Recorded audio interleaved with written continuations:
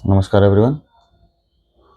हाँ, आज की वीडियो जो है वो कई सारे मुद्दों को छोटे छोटे कंपाइल करके बनी है। शुरुआत करेंगे हम 7 अक्टूबर को जो भी पीस ट्रीटी हुई इजराइल और गाज़ा के बीच में, जो कि फैसिलिटेट कराई गई थी यूएस के द्वारा, उससे शुरू करके फिर हम चलेंगे देश के अंदर क्या घटित हुआ है उस पर, और यूएस खुद में अपने आप में क्या चैलेंजेस फेस कर रहा है रिगार्डिंग ट्रेड्स एंड ऑल, और एक छोटा सा सरप्राइज अगर टाइम मिला तो उसको भी हम बीच में आपके लिए बताऊंगा। तो शुरुआत करते हैं। सबसे पहले 7 अक्टूबर 2025 को एक ट्रेड डील फाइनलाइज हो गई है गाज़ा और यूएस के बीच में।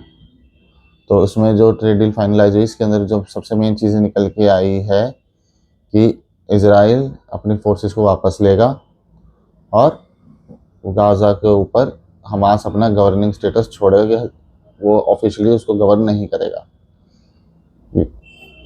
तो दोनों की तरफ से डिसमेंटलिंग यही है कि बाकी वहाँ पे फोर्सेस लगाए जाएं, या तो उसमें इजिप्ट की बात करिए कि इजिप्ट की फोर्स आए या इंडोनेशिया की फोर्स आए जो वहाँ पर आकर पीस कीपिंग का काम करे, और वहाँ से कोई भी एक्टिविटी ना हो इसराइल की तरफ। ये उन्होंने डील करी है, बात करी है इस बारे में। और मतलब बेसिक जो था कि दोनों मतलब इसराइल अपने आप को वहाँ से बाहर निकालेगा, ग्राउंड एक्शन बंद करेगा, और जो कि हमास है वो अपना कंट्रोल वहाँ से छोड़ देगा। ये उस डील में है। यूएस ने फैसिलिटेट कराई है, और फैसिलिटेट काफ़ी अच्छी कराई, क्योंकि इसराइल तो बाहर आ गया। इसराइल ने कहा कि बहुत बढ़िया भाई। अब वहाँ सिविल वॉर वाले हालात हो गए, क्योंकि आप जैसे तालिबान के अफगानिस्तान के टाइम पे उन्होंने अपनी फोर्सेस बाहर निकाल दी, सामान वहीं छोड़ दिया।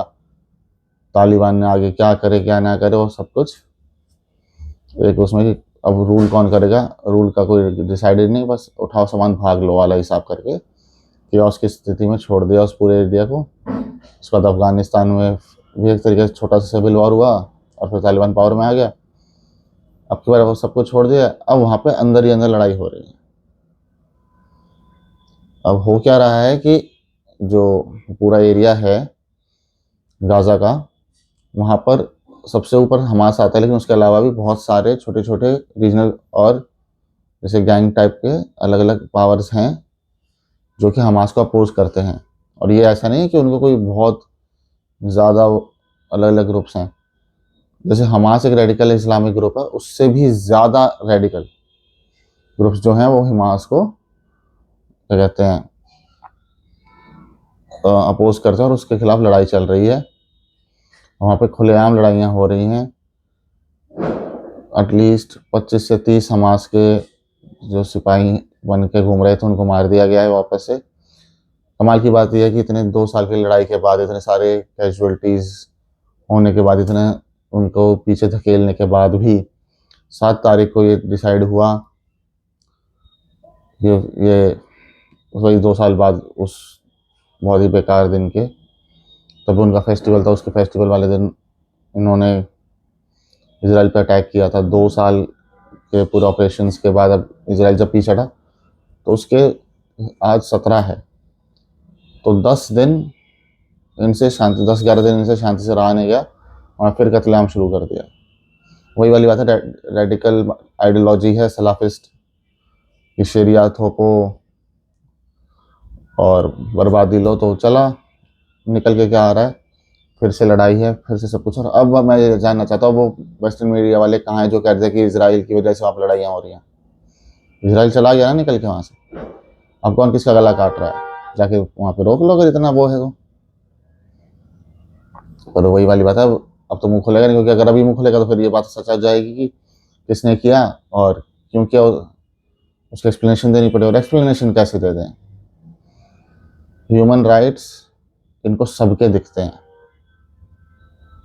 टेररिस्ट के, रेपिस्ट के, दुनिया तरीके के अत्याचारियों के, डिक्टेटर्स के, सबके वो दिखते हैं ह्यूमन राइट्स इन्हें। नॉर्मल पब्लिक के ह्यूमन राइट्स नहीं होते कुछ, वो नहीं दिखते। वो विक्टिम थोड़ी हैं, वो तो बस चलने का काम है, चलता रहेगा।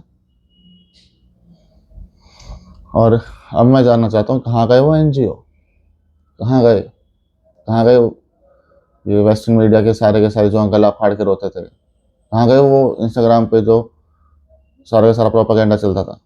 अब जाके कहो ना जी अब तो इसराइल चला गया, पीस के साथ आगे बढ़ते हैं, डेवलपमेंट की बात करते हैं। डेवलपमेंट कुछ होना नहीं है, सिर्फ बकवास करनी है कि हाँ जी आपने ये बोला, हमने ये बोला, और इसके आगे देख लेते हैं क्या कर सकते हैं। कर कुछ नहीं सकते हैं। वो एक वही वाली बात है कि मेरे पास बारूद है, मुझे आग लगाने है, इस पर चल रहे हैं और चलता रहेगा। हमास का ये है कि उनको पहले गाज़ा को लिबरेट करना है, उसके बाद इसराइल को काउंटर करना है, उसके बाद आग लगा के बैठना है उसके बीच में।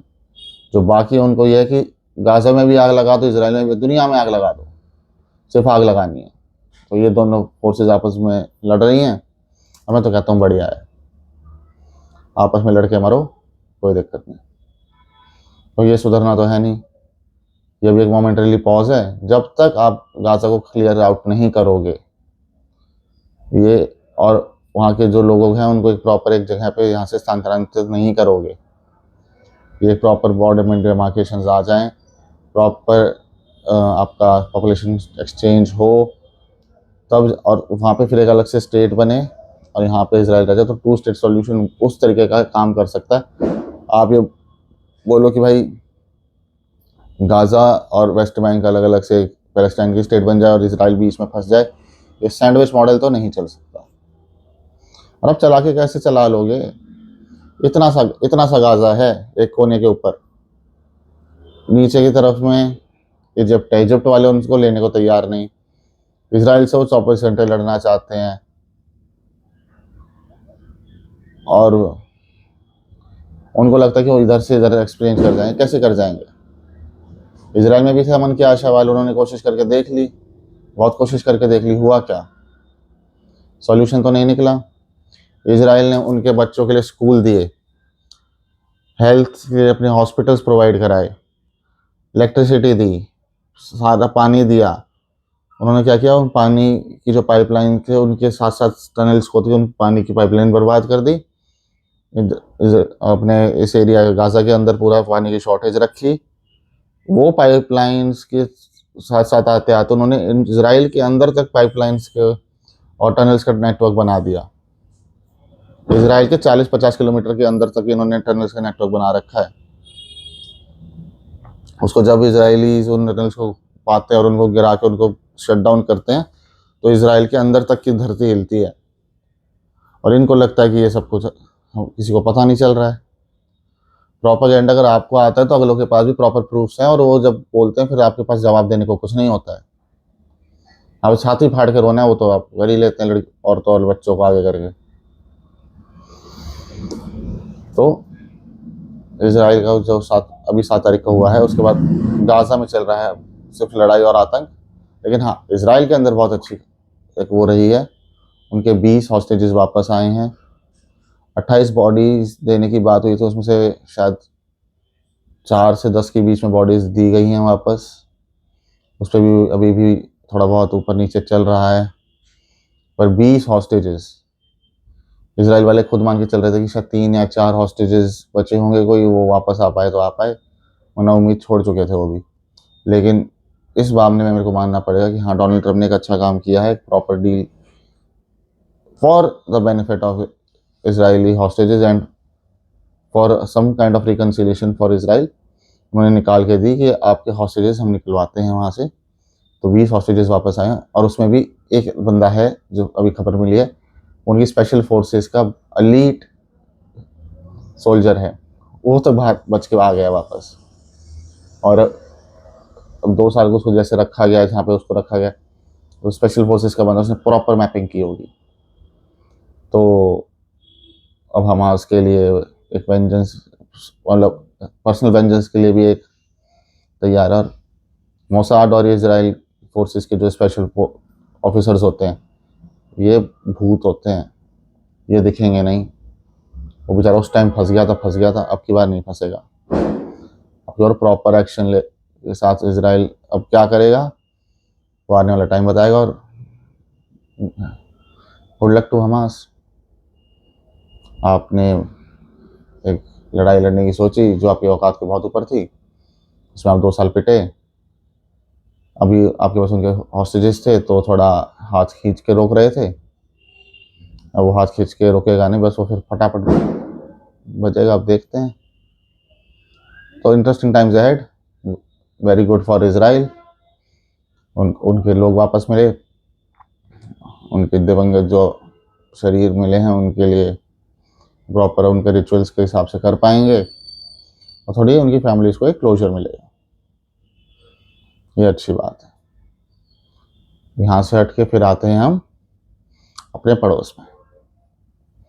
हमारे पड़ोस में एक छोटी सी जगह है जिसको हम फकीरिस्तान, हीरा मंडी, जाहिलिस्तान और ऑफिशियली कुछ लोग पाकिस्तान बोलते हैं। तो ये गरीबिस्तान, हीरा मंडी में इनको भूत चढ़ा कि हमारे पास तो जी एयरक्राफ्ट हैं, हम एयरक्राफ्ट उड़ाएंगे, फिर हम उनसे अटैक करेंगे तो अफगानिस्तान डर जाएगा। अब डरा तो आ रहा तो पता नहीं, जहाँ जहाँ पाकिस्तानी ऑल ओवर वर्ल्ड रहते हैं और जहाँ अफगानिस्तान वाले उनको मिल रहे हैं तो वहाँ पे वो पेट पी ले जा रहे हैं, हॉस्टल्स में, सड़कों पे। यूके की खबर निकल के आई है, बाकी भी कुछ कुछ देशों से खबर निकल के आई है, और ऑन ग्राउंड उन्होंने एयर स्ट्राइक्स करी, बहुत बढ़िया करी, ऑफेंस लॉन्च कर दिया। जब वापस ऑफेंस हो रहा है तो उसे झेला नहीं जा रहा है। Through out the Durant line और उस पूरे एरिया के अंदर, सुकनूर से लेकर के पीछे जो खैबर पख्तूनख्वा का आखिरी, केपीके का आखिरी जो पार्ट लगता है अफगानिस्तान तक, पूरे पे डोरेंट लाइन के अलॉन्ग एक्शन हुआ है और ऊपर भी चल रहा है। और सबसे बढ़िया बात, अफगानिस्तान वाले कह रहे हैं पीओके और ये गिलगिट वाला एरिया तो तुम्हारा है ही नहीं, तुम दुखी करके बैठे हो फालतू में। हमारा जो डोरेंट लाइन जो हम जानते हैं तो केपीके हमारा है, ये सारे पश्तून रहते हैं वहाँ, वो हम लेंगे। और ये सारा एरिया तो इंडिया से हमारा बॉर्डर लगता है, तुमसे तो बॉर्डर ही नहीं लगता, तो वो वाला एरिया इंडिया को। तो basically they are saying PoK, Gilgit Baltistan से हम तुम्हें खदेड़ेंगे, उसके बाद वो एरिया इंडिया को मिलना चाहिए। खैबर पख्तूनख्वा से हम तो हमारी फोर्सेस को खदेड़ेंगे, वहाँ पे पश्तून रहते हैं, क्योंकि पश्तून ही एक तरीके से रहते हैं अफगानिस्तान में। पश्तो सबसे बड़ी अफगान कम्युनिटी है।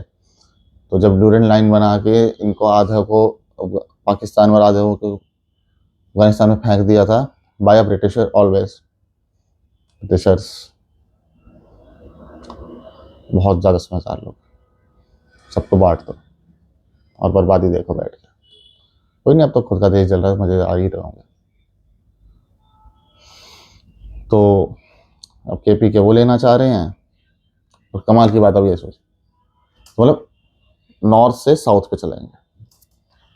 तो मान लो इस पॉइंट पे यहाँ पे आपका अफगानिस्तान का ऐसे डोरेंट लाइन जा रही है,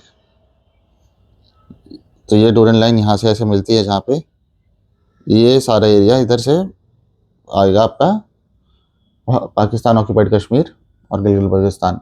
तो प्रॉपर मतलब अब उन्होंने नाम बदल दिया, पीओके का और इसका जो पूरा एरिया है उसको इस तरफ में है, इधर से डोरेंट लाइन जाती है, ऊपर की तरफ अफगानिस्तान है, नीचे पाकिस्तान है, और ये पूरा इधर एरिया खैबर पख्तूनख्वा का आता है।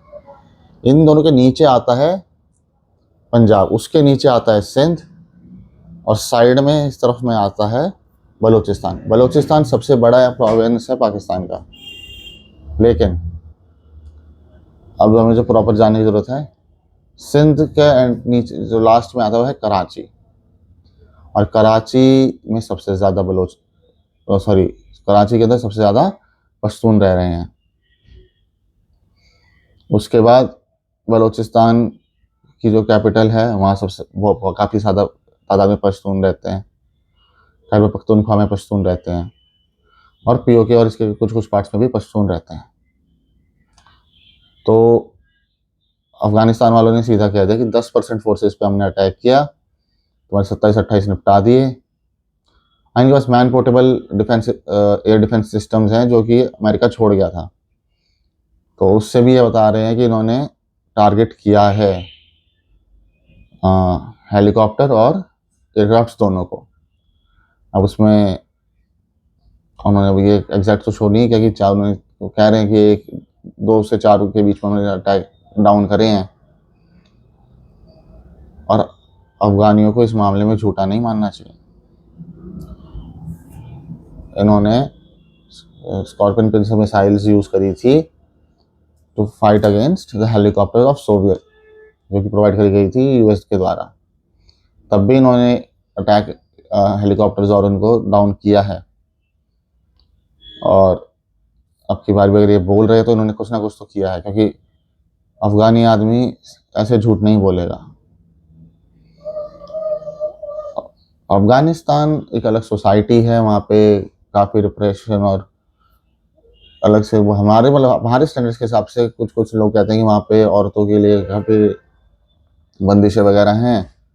और उसका एक अभी जब उनकी एम्बेसी के अंदर फीमेल जर्नलिस्ट को नहीं जान दिया तो उसके ऊपर काफ़ी लोगों ने अपने कपड़े फाड़े। तो फाड़ते रहो, क्योंकि जो एम्बेसी होती है किसी भी देश के अंदर, तो जिस कंट्री की वो एम्बेसी है उस पूरी एम्बेसी की बाउंड्री के अंदर के लैंड को उस कंट्री का माना जाएगा। यानी कि अफगान एम्बेसी के अंदर जितना भी जो लैंड है, जिसको गेट से लेके एंड तक का, वो पूरा अफगानिस्तान है।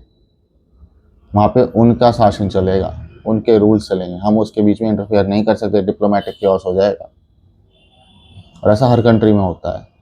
यूएस में जो इंडियन काउंसिल है उसके अंदर हमारा इंडियन कानून चलेगा, हमारा रूल चलेगा, उसमें यूएस बीच में नहीं बढ़ सकता है। ये एक रूल होता है। जिनको नहीं पता मैं उनके लिए बता रहा हूँ, जिनको पता उनके लिए बहुत अच्छी बात है, आप थोड़े एक्चुअल टॉपिक से अच्छे से अवेयर हैं। अब तो जब इनको नहीं घुसने दिया है फीमेल जर्नलिस्ट को, तो उन्होंने हाय तौबा मचा दिया कि ऐसे कैसे हो, ये सब वो सब। तो मैं इनसे सिंपल सी बात पूछता हूँ, आपको उस काउंसिल में नहीं घुसने दिया, आपको बहुत बुरा लगा, बहुत बढ़िया बात है। आप अपनी फेमिनिज्म की पावर शो करना चाहते हैं, बहुत अच्छी बात है। देवबंद के अंदर ऑल मेल पार्टी हुई, वहाँ तो कोई फीमेल नहीं थी।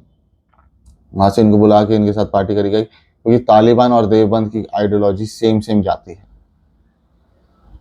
इंडियन कंटेक्स्ट के अंदर देवबंद की आइडियोलॉजी को थोड़ा सा एक्सट्रीमिस्ट माना जाता है, लेकिन वही आइडियोलॉजी अफगानिस्तान के अंदर नॉर्मलाइजेशन मानी जाती है, क्योंकि सलाफिस्ट और उसके आगे की जो आइडियोलॉजी है वो उससे आगे की है, जो कि काफ़ी हार्श कुछ कुछ पार्ट में प्रैक्टिस करी जा सकती है। लेकिन अफगानिस्तान के अंदर बेसिकली जो हमारे यहाँ देवबंद की आइडियोलॉजी के हिसाब से चलता है वैसे ही वहाँ पे चलता है।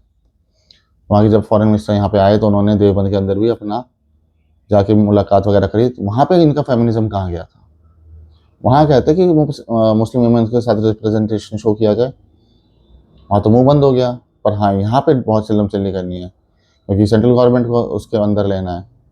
और वहाँ पे एक स्पेसिफिक ग्रुप के ऊपर बोलने पे तो में फिर राख घुस जाती है या मुसील हो जाएगा। तो डबल स्टैंडर्ड यहाँ शो कर लिया इन्होंने, लेकिन वहाँ पे अफगानिस्तान वालों ने कोई डबल स्टैंडर्ड शो नहीं कर रखा। उन्होंने खूब बढ़िया तरीके से अटैक किया है उस पर। वापस से अब कह रहे हैं कि हम एयर स्ट्राइक करेंगे। तुम कितनी भी एयर स्ट्राइक कर लो, अफगानिस्तान की जो टेरेन है उस पर एयर स्ट्राइक काम नहीं करेगी। आपको फुट बाय फुट लड़ना पड़ेगा, और आपके पाकिस्तान फौजियों की हिम्मत है नहीं। मल्टीपल आपको मिल जाएंगे वीडियो जहाँ पे वो सरेंडर कर रहे हैं कि, और ऐसा बोल रहे हैं कि हमें पश्तून समझ नहीं आ रही है, हम पे रहम कीजिए, और अगला उनके ऊपर हंस रहा है और प्रॉपरली एक डिग्रेड करके उनको उनकी पतलूनें उतरवा के आइट है। तो आप वहीं पर 93,000 हमने उतरवाई थी। अब अफगानिस्तान वाले कह रहे हैं थोड़ा हम भी मजे लेते हैं, हम भी उतरवा लेते हैं थोड़ी। तो चल रही है, पोस्टें तोड़ी ख़त्म हुई जा रही हैं। अफगान फोर्स ने 10% से अटैक किया था, अब की बार वो और भी ज़्यादा नंबर्स में आएंगे। और सुनने में आज ही वापस से पाकिस्तान ने एयर स्ट्राइक करी हैं, तो मुबारक हो। तुम्हें अपना देश नहीं समझ आ रहा है, संभाले तो सही है यार। वैसे भी पर बात तो हो ही रखा है, कुछ अच्छे लोग संभाल लेंगे, और फिर इस्लामिक रिपब्लिक ऑफ पाकिस्तान, वैसे इस्लाम, रिपब्लिक और पाकिस्तान तीनों चीज़ें अलग अलग चली जाएंगी। और फिर पूरी पूरी मौज आ जाएगी। तो अमेरिका ने इसराइल के लिए हेल्प करी, इसराइल थोड़ा हैप्पी रहा। पाकिस्तान और अफगानिस्तान के बीच में सही अच्छा मज़ेदार माहौल चल रहा है। और जो हमारे देश के आर्मी और एयरफोर्स के हेड हैं और हमारे देश के डिफेंस मिनिस्टर, उन दोनों ने क्लियर इंडिकेशन अपने उसमें दी है पिछले 1-2 हफ्ते के अंदर। और ये बहुत रिस्पॉन्सिबल वाली बात लेके बोला है उन्होंने। आप समझिए, आर्मी, एयरफोर्स और डिफेंस मिनिस्टर कोई भी बात एटलीस्ट 4 बार क्लियरेंस के अलावा नहीं बोलेंगे। तो एयरफोर्स सर ने सीधी बात बोली है कि वी डोमिनेट द स्काइज, और आगे ज़रूरत पड़ी तो हम अब की बार जो कुछ बचा कुछ है उसको भी बिल्कुल ज़ीरो कर देंगे। जस्ट में यही था। और आर्मी के जो हेड, उन्होंने सिंपल सी बात बोली है कि या तो वो अपना स्टेट स्पॉन्सर टेररिज्म जो क्रॉस बॉर्डर वो भेजते हैं उसको बिल्कुल बंद कर दें, वरना अगली बार पाकिस्तान को सोचना पड़ेगा कि उनको हिस्ट्री और ज्योग्राफी दोनों में दिखना है या नहीं, क्योंकि अगली बार जो होगा तो भूगोल को बदला जाएगा। तो भूगोल को बदला जाने का जो बात है वो बहुत ही ज़्यादा अटेंशन देने वाली है।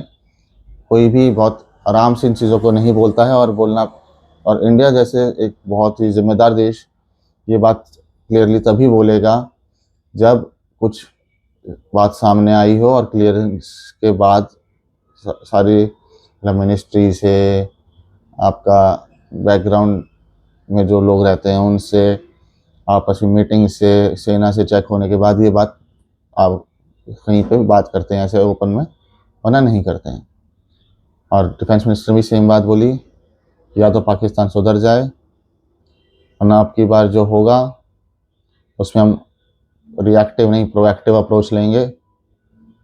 और फिर एंड टू एंड फिर वही वाली बात है कि 3 या 4 हिस्से हो जाएंगे, जो हमें लेना है वो हम ले लेंगे, और हम सिर्फ लैंड लेंगे, जहाइलों को नहीं।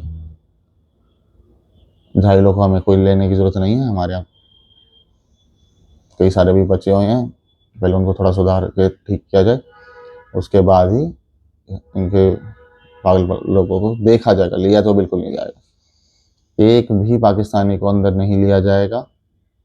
हमें सिर्फ अपना एरिया चाहिए, बाकी तुम्हें उस सड़े गले देश में जो करना है करो, मरो, हमें कोई दिक्कत नहीं है। वैसे भी पाकिस्तान के पीओके वाले एरिया में उन्होंने सही चरमचली मचा रखी है, प्रोटेस्ट हो रहे हैं, उसमें कुछ निकलना तो है नहीं। आपस में लड़ो मड़ो, कुछ भी करो, हमें कोई दिक्कत नहीं। तुम्हारा देश, तुम्हें मुबारक। हमें जो हिस्सा चाहिए हमें उसको लेके हम पार हो जाएंगे। बाकी अफगानिस्तान वाले तुम्हारे साथ क्या करते हैं, ईरान वाले तुम्हारे साथ क्या करते हैं, वो तुम जानो, तुम्हारा काम जाने। क्योंकि तुमने किसी की अच्छाई तो करी है नहीं, सिर्फ डिसीट किया है, कि धोखा दिया। तो जब तुम्हें उसका फल मिल रहा है तो उसको खाओ और मज़े करो। तो ये दोनों बातें हो गई आपकी अफ़गानिस्तान और पाकिस्तान की, इजराइल अमेरिका की तरफ से। अमेरिका ने अपना स्टैंड पीछे लिया नहीं है। अब अमेरिका की बात भी करनी चाहिए, थोड़ा टाइम बचा है। तो अमेरिका ने अपना स्टैंड पीछे लिया नहीं है और टैरिफ का काफ़ी ज़ोर रखा है। तो उसके बाद अब वापस में चाइना रिटेलिएशन पे उतर आया है और वापस से अपने काउंटर वो लगा रहा है। उन्होंने मेन टारगेट किया है रेयर अर्थ मेटल्स और चिप्स को। अब देखने वाली बात होगी कि अमेरिका कैसे रिस्पॉन्ड कर पाएगा, क्योंकि मुझे नहीं लगता वो रिस्पॉन्ड कर सकता है अगर चिप्स बंद हो जाती हैं, क्योंकि अभी भी सबसे ज़्यादा पावर चिप्स के मामले में चाइना के पास ही है। और चाइना चाहे तो कभी भी चिप्स के उसको किसी भी देश के खिलाफ यूज़ कर सकता है। और अगर ट्रूली सेंस ऑफ में बात की जाए तो पूरे संसार में 4 या 5 कंट्रीज है जो सॉवरेन अपनी इंडिपेंडेंट स्टैंस ले सकती है, मतलब अपने हक के लिए अपना इंडिपेंडेंट स्टैंस ले सकती है कि नहीं, ये चीज़ हमारी है, हम इसके बगैर नहीं सुनेंगे चाहे कुछ हो जाए। उसमें नंबर 1 पे अमेरिका आता है, क्योंकि वर्ल्ड सुपर पावर है। उसके बाद रशिया आता है, क्योंकि रशिया भी एक सुपर पावर भी है, लैंड भी बहुत ज़्यादा है और हिस्टोरिक वैल्यू में भी रहा है, तो वो भी अपने इंडिपेंडेंस स्टैंड ले सकता है। 3rd नंबर पे आता है चाइना। उनके पास पावर है, पैसा है, सब टेरिटोरियल इलाका भी काफ़ी सही है, आर्मी है। चाइना भी अपने हित के आगे किसी की नहीं सुनेगा। अब इन तीनों के अलावा जो चौथा स्टांस पहले जाता था यूके वगैरह को, वो हट गया है। चौथे नंबर पे जो इमर्जिंग इसमें आ रहे हैं अपने इंडिपेंडेंट स्टैंड लेने के, उसमें वो हम इंडिया आ रहा है, क्योंकि हमारे लिए बहुत अच्छी बात है। हमें गर्व होना चाहिए इस बात पे कि हम अपना एक इंडिपेंडेंस अप्रोच के साथ में अपना एक फैसले ले पा रहे हैं विदाउट एनी इंटरफेरेंस और दबाव ऑफ एनीवन। अब आप हमें इन्फ्लुएंस नहीं कर सकते हैं, हमें पे दबाव नहीं बना सकते। अब हम दबाव बना सकते हैं आप पे। हमारे पास पॉपुलेशन है, हमारे पास पैसा है, हमारे पास टेक्नोलॉजी है, हमारे पास आर्मी, सब कुछ है, एरिया है। और अभी ऑपरेशन सिंदूर के बाद हमने ये भी साबित कर दिया कि अगर हम ऑफेंस पे जाएंगे तो अगला बेशक से न्यूक्लियर पावर क्यों ना हो, वो घुटनों पे ही आएगा। तो अब अमेरिका के खिलाफ जब ये शुरू हुआ है, तो अब वहाँ के इवन रिपब्लिकन और डेमोक्रेटिक दोनों तरफ से बात उठ के आई है कि आप चाइना के साथ में थोड़ा सा मेलो डाउन कीजिए और इंडिया के ऊपर जो इन्होंने 50% सैंक्शन लगा रखे हैं उसको जल्दी से जल्दी हटाइए। यूके हमारे साथ फ्री ट्रेड एग्रीमेंट कर चुका है, ईयू लाइन में है, ऑस्ट्रेलिया तैयार खड़ा है। तो अगर ये सारे करेंगे तो अमेरिका को सोचना पड़ेगा, वन फॉर ऑल या ऑल फॉर वन वाले सिचुएशन में फंसना हो तो आप देख लीजिए। तो क्योंकि हम तो सीधी एक बात बोलते हैं कि भाई हम सबके साथ हैं, लेकिन हाँ आप हमें अगर तंग करेंगे तो फिर हम आपको एक्सक्लूड कर सकते हैं। तो पूरा दुनिया एक्सेप्ट यूएस, अगर ऐसा सिनेरियो यूएस को चाहिए तो बहुत बढ़िया बात है जी। आप चाइना, इंडिया को और रशिया को अलग कर दीजिए, हम तो आपस में बहुत खुश हैं। क्योंकि जैसा अभी चाइना के एक प्रेस कॉन्फ्रेंस में उनके रिप्रेजेंटेटिव से पूछा गया कि अगर यूएस हट जाता है तो चाइना का क्या होगा, तो उन्हें सिंपल सी बात बोली कि we don't care about this. अगर यूएस को दूर जाना है तो जाए, क्योंकि China has other definitive partners जो कि उसका डेफिसिट पूरा कर लेंगे। अगर ऐसा हुआ कि चाइना, रशिया और इंडिया की तीनों हम इंडिपेंडेंट सॉवरेन पावर्स हैं जो कि अपने डिसीजंस खुद ले सकते हैं। और दूसरी बात, 1/3 ऑफ वर्ल्ड पॉपुलेशन इस एरिया के अंदर रहती है और बाकी जगह भी हमारे साथ आने को तैयार ही बैठे हैं, चाहे वो ब्राज़ील हो, चाहे अर्जेंटीना हो, चाहे आधे से ज़्यादा अफ्रीका हो, साउथ ईस्ट एशिया हो, उस पर तो हमारा रहता ही है। आपको जापान तक सपोर्ट नहीं कर पाएगा, वो भी हमारे साथ ही आएगा। फिर अगर यूएस को अकेले बैठ के गाना गाना है तो गाए, हम भी देखेंगे कब तक गाएगा। अभी पेट्रो डॉलर तो अभी रिन्यू हुआ नहीं उनका, वहाँ से फंसे ही पड़े हैं। तब जो होना है वो होना है। अच्छी बात है कि उनके सोसाइटी में शुरू हुआ है, उनको भी पता चला कि पूरी दुनिया चलाने के बाद आप देखते थे बैठ के चश्मा लगा के काले रंग का, अब आपके यहाँ पे हो रहा है तो कैसा लगता है। आप किसी को जलाने जाएंगे तो आपको वापस से भुगतना पड़ेगा। तो ये सारी बात हुई रशिया से लेके चाइना और इसके बीच में। और जो सबसे मेन बात, एक थोड़ा सा मतलब वो निकल के आया है नई न्यूज़, वो है इंडिया की रशिया के साथ एक नेवल एक्सरसाइज हो रही है टर्की के पास में, ब्लैक सी के एरिया में। तो ईयू की मेंबर के टाइम जब बना है तो वहाँ से उसको टर्की को एक पावर, तुर्किया, मतलब पहले टर्की होता था, अब तुर्की ये नाम उन्होंने कर लिया अपना, ओटोमन एम्पायर के टाइम पे जैसे वो बोलते थे। तो टर्की को ये पावर है कि वो वहाँ पे उस पूरी ब्लैक सी और उसके स्ट्रीम के आसपास से जो भी एंट्री पॉइंट्स हैं वहाँ से अगर कोई ट्रेड होता है, चाहे शिप्स या वॉरशिप्स का, उन पे वो रोक लगा सकती है, उनको नोटिस जारी कर सकती है। तो ये वाली बात उन्होंने रखी है। लेकिन हमारे जो शिप्स हैं और जो रशिया की शिप्स हैं वो ब्लैक सी के अंदर अपना अभ्यास कर रहे हैं, और इसको देख के तुर्की बहुत घबराया हुआ है और उसको घबराना भी चाहिए। क्योंकि जब हम अपना शुरू कर रहे हैं अटैक प्लान और जो हमारी पावर दिख रही है, तो उसको तुर्की को ये समझ आ रहा है कि ये एक तरीके से स्ट्रैटेजिक शो था कि इंडिया चाहे तो तुम चाहे कितना चिल्लम चिल्ली कर, बीच में खबर निकली कि इंडिया वायलेशन कर रहा है उनके नोटिस की, पर ऐसा कुछ नहीं है। हमने 15 दिन पहले सारी की सारी क्लियरेंसेस ले करके गए हैं और अपना पूरा वो उसको यूज़ कर रहे हैं। उसमें रशिया, ग्रीस, और ये सारा ग्रीस के एरिया में हो रहा है क्योंकि ग्रीस के पास छोटे छोटे आइलैंड, तुर्की के पास पूरा, लेकिन ग्रीस की जो छोटे छोटे आइलैंड्स हैं उसकी वजह से उनका जो मैरीटाइम बॉर्डर है वो पूरा उनके टर्की के बहुत पास तक आता है। तो हम जो प्रैक्टिस कर रहे हैं वो ग्रीस के एरिया के अंदर कर रहे हैं और ब्लैक सी के एरिया के अंदर कर रहे हैं, वो टर्की के साथ में अलाइन नहीं होता है। और ये एक शो ऑफ पावर है कि अगर तुर्की ने जो पाकिस्तान की मदद करने की कोशिश करी है ऑपरेशन सिंदूर में, वो हमें याद है, और उसके बाद हम ये तुर्की को याद दिला रहे हैं कि अगर आप वहाँ हिमाकत कर सकते हैं हमारे बैकग्राउंड में खेलने की, तो ये रहा आपका बैकग्राउंड। हम यहाँ पे सिर्फ खेल नहीं रहे हैं, हम बिल्कुल सामने आके खड़े हुए हैं। और बात रही जहाँ तक कि आगे क्या होगा, तो आगे ये होगा, चाहे वो अर्मीनिया हो, चाहे वो ग्रीस हो, चाहे वो साइप्रस हो, हम उनको प्रॉपर वेपन सप्लाई करेंगे जिसको वो अपनी सेफ्टी के लिए यूज़ कर सकते हैं। और हमारे वेपन्स के आगे तुर्की के वेपन्स कमज़ोर पड़ने वाले हैं। There will be a shift of power. जो बर्बादी चल रही है वहाँ की इकोनॉमिक्स की और वहाँ का डिक्टेटरिज्म जैसा चल रहा है अर्दोगान के अंदर, तुर्की को सोचने की ज़रूरत है, या तो संभल जाए, वरना उनके भूगोल के ऊपर भी थोड़ी थोड़ी दिक्कतें आ सकती हैं। आज की वीडियो में इतना ही। आई होप थोड़ी सीधी और थोड़ी टेढ़ी बात जो मैंने कही उससे आपको, जो कि आजकल चीज़ें चल रही हैं उसके बारे में आपको थोड़ा सा आइडिया लगा होगा। और जैसा कि मैंने पिछली बार बोला था, आप प्लीज़ इन वीडियोस पे कमेंट कीजिए कि अब अगली बार आपको किन चीज़ों के बारे में बात कर सुनना है, किस देश और किस टॉपिक के बारे में बात करने चाहें, आप मेरे विचार जानना चाहते हैं, क्योंकि आप जब बताएंगे तभी उन चीज़ों के बारे में बात आगे कर पाऊँगा।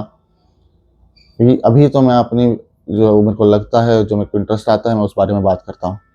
और मैं ये चाहता हूँ कि आप लोग भी इंटरेक्ट करें, जिन जिन टॉपिक्स के बारे में आप जानना चाहते हैं, बात करना चाहते हैं, उसके बारे में हम बात करें।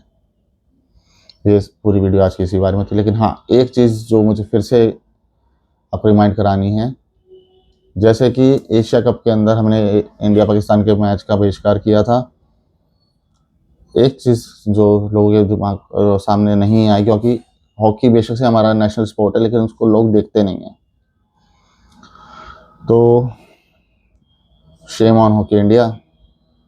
हमने बीसीसीआई को तो चलो ये बोल के टलवा दिया था कि बीसीसीआई डायरेक्ट कंट्रोल के अंदर नहीं आती है, इंडिपेंडेंट ऑर्गेनाइजेशन। हॉकी इंडिया तो डायरेक्ट कंट्रोल में आती है ना गवर्नमेंट के। आपने कैसे मैच होने दिया?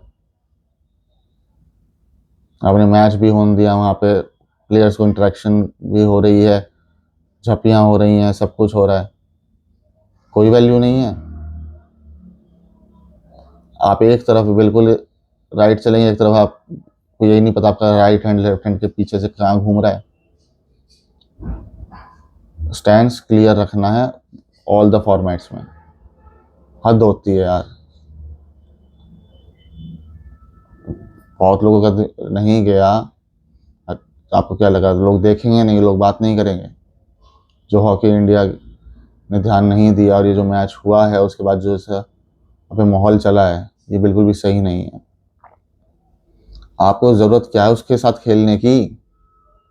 वो देश नहीं है, झाइलों का अड्डा है। पूरी तरह से मना कर दो। अजरबैजान अर्मेनिया खेलते हैं आपस में? नहीं। इजराइल इन देशों के साथ में खेलता है? नहीं। क्या वो नहीं चल रहा है? आपको क्लियरेंस होनी चाहिए, तो क्लियरेंस के हिसाब से थोड़ा सोच के चलिए। लोग देख रहे हैं, हम लोग पागल नहीं हैं। और आपको लग रहा है तो फिर इसकी जब प्रॉपर रिटेलिएशन अगली बार आएगी, फिर वही वाली बात होगी कि दूध का जला छाछ भी फूक फूक के पीते, फिर आपको वो करना पड़ेगा। तो थोड़ा ध्यान दीजिए। People are watching, people are aware कि एक तरफ कहाँ बात होती है, एक दूसरी तरफ कहाँ चली जाती है। बाकी I appreciate your time. Thank you for watching. नमस्ते, जय हिंद।